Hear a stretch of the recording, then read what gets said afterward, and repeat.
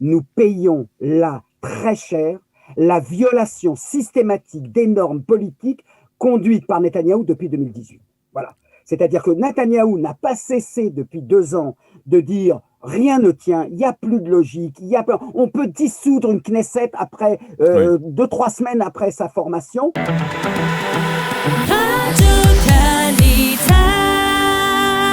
C'est l'heure de retrouver le professeur Denis Charby de l'Université ouverte. Bonjour Denis, Boker Tov.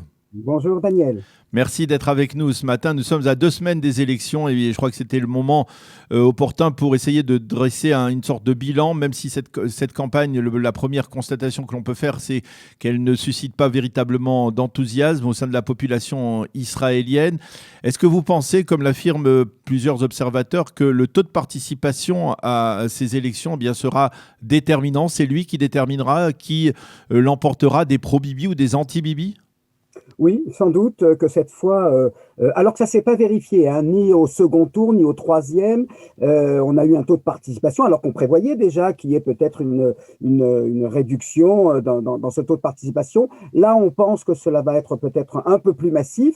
Alors, on pointe particulièrement la population arabe israélienne qui semble un petit peu blasée de la division des partis arabes unifiés dans leur contexte. C'est vrai que c'est lorsqu'ils sont unis qu'il y a un mouvement de mobilisation en faveur de leur participation. Là, vraisemblablement, ce ne sera pas le cas. Mais on pense également que dans la population juive, il pourrait y avoir également une sorte de chute, alors peut-être pas de chute libre, mais en tout cas une réduction parce que, à la fois parce qu'on ne cesse de dire qu'il pourrait y avoir encore un 5e tour, etc.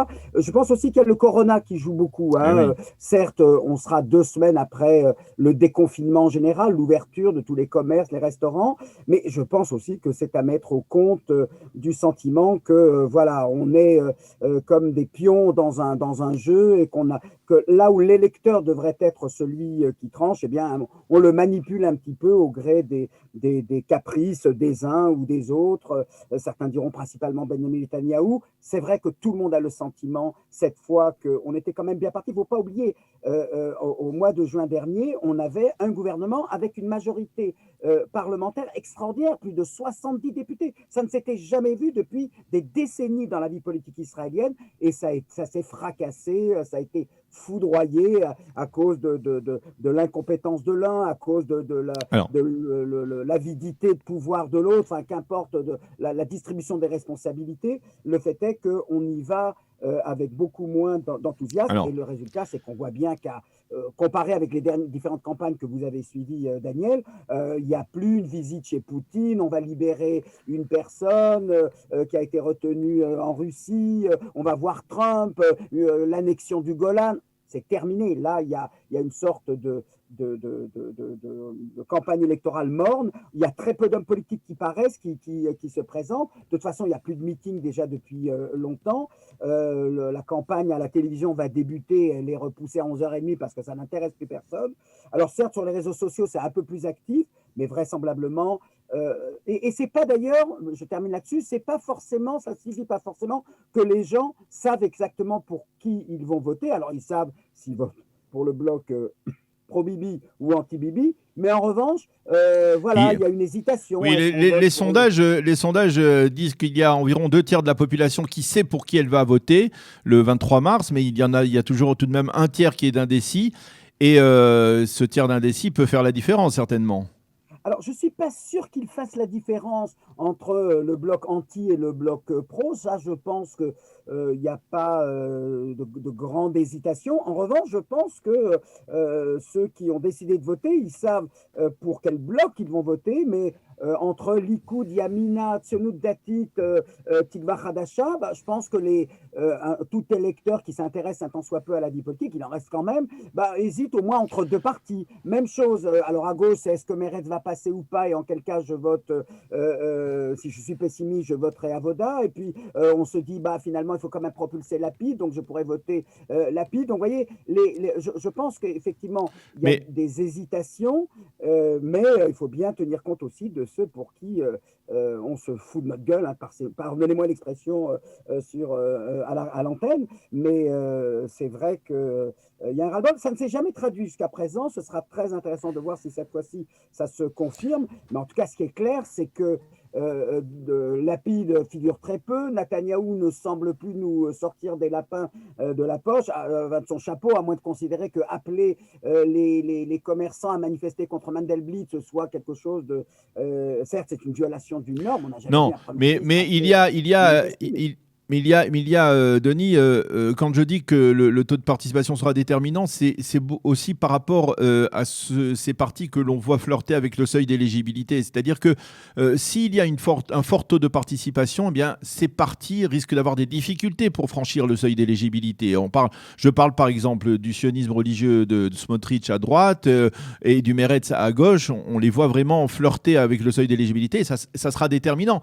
Le parti des deux qui passe risque de faire pencher la balance en faveur soit du camp des pro-Bibi, soit du camp des anti-Bibi. C'est vrai. J'ajouterais également le parti de Mansour Abbas, Oui. lui aussi qui frise le seuil d'éligibilité. Alors, c'est vrai que ça, c'est le grand paradoxe, effectivement, de ce prochain scrutin, c'est que plus il y a de participation, plus il sera difficile pour ces trois tendances, et vous voyez que ça concerne toutes les tendances, ça concerne le sionisme religieux, ça concerne la gauche et ça concerne le secteur arabe. Donc tout le monde aujourd'hui pratiquement est visé, enfin tout le monde, chaque secteur idéologique est visé par cette mesure-là, et c'est vrai, le paradoxe donc, c'est que plus il y aura d'électeurs, plus il sera difficile pour eux d'aller voter, parce que comme on sait, ce sont les électeurs de ces partis-là sont relativement militants, en tout cas ils se perçoivent comme des gens très intéressés par la vie politique, ça les concerne, c'est pas eux qui se laissent tenter par l'abstention, eux c'est pas l'abstention qui les guette, c'est d'aller voter pour un plus grand parti. Donc plus il y aura de participation, plus ils seront en difficulté, enfin ces formations seront en difficulté, et en revanche plus la participation serait un peu plus faible, plus le taux de militants, si j'ose dire, parce que ce sont vraiment des électeurs qui se perçoivent comme des militants, iront voter, et à ce moment-là, ils ont plus de chances de l'emporter, de dépasser les quatre. C'est vrai que je n'ai pas cité le cas de Bleu-Blanc, parce que là, on ne peut pas dire que ce soit des militants. Là, je dirais que ce serait peut-être une sorte de vote, si j'ose dire, de protestation, c'est-à-dire votons pour celui qui incarne la pureté en politique, qui n'a jamais magouillé. Et donc, ce n'est pas tant une sorte de confiance dans le leadership de Benny Gantz que comme dans ce qu'il représente par rapport au marais politique qui nous entoure. Alors, on a dit également que, contrairement aux dernières consultations électorales de ces 2 dernières années, eh bien, il n'y a pas de confrontation directe entre deux leaders. C'est-à-dire qu'il y a il était clair que lors des précédentes consultations, il y avait Netanyahou d'un côté, Benny Gantz de l'autre côté, et on va dire chacun stimulait l'autre d'une manière ou d'une autre pour aller voter. Et c'est peut-être pour cela qu'il y a eu un taux de participation assez important lors des élections il y a un an, 71%, au-dessus de la moyenne de 70%. Mais là, aujourd'hui, il n'y a pas cette confrontation. Donc, paradoxalement, d'un côté, on pourrait dire ça renforce Netanyahou, mais au contraire, ça empêche un stimuli, c'est-à-dire ça empêche de le stimuler et ça maintient le Likoud autour des 28 mandats. Il n'arrive pas à franchir les 30 mandats. Est-ce que vous pensez qui peut sortir vainqueur de cette confrontation entre d'un côté Benyamin Netanyahou, de l'autre côté Yair Lapid à qui Benyamin Netanyahou octroie le titre de challenger, même si ce n'est pas obligatoirement vrai? Alors, je dirais que en apparence, ça gêne surtout Netanyahou. Netanyahou aime le duel, il aime le combat, c'est un boxeur, c'est un killer. Hein. Mais son problème à lui, il est double. Le premier, c'est que, effectivement, Lapid, même s'il franchit les 20 députés, il est quand même loin derrière Netanyahou. D'autre part, ses partenaires potentiels d'une future coalition déclarent ouvertement qu'ils ne siégeront pas sous son autorité. Donc, du coup, pour Netanyahou, cet argument qui consiste à dire la gauche revient. Alors d'abord, Lapid et la gauche, il faut vraiment se lever de bonne heure pour et n'avoir rien compris aux idéologies pour penser que Lapid incarne la gauche. C'est un vrai centriste, hein, au bon sens ou au mauvais sens du terme, comme vous voulez. Ça, c'est le premier point.